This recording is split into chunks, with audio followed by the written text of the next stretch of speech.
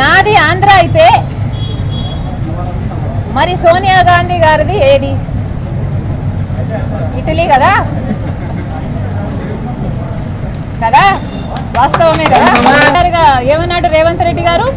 నాకు చీరా సారా పెడతాడట, నేను చీరా సారా తీసుకోవాలట, కానీ ఇక్కడ రాజకీయాలు మాత్రం చేయొద్దంట.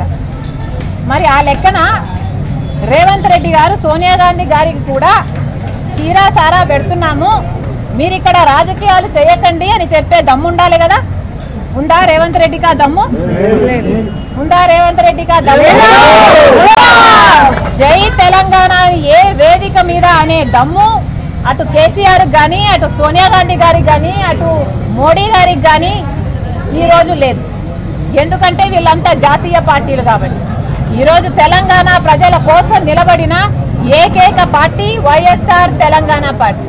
నా గురించి మాట్లాడక ముందు సోనియా గాంధీ గారి గురించి ఎక్కడి నుంచి వచ్చారో ముందు అడగాలి. పార్టీ నాయకులు, వైఎస్ఆర్ తెలంగాణ పార్టీ కార్యకర్తలు నాతో పాటు ఈరోజు చాలా సంతోషంగా ఇండియన్ నేషనల్ కాంగ్రెస్ పార్టీలో విలీనం కావడం జరుగుతుంది.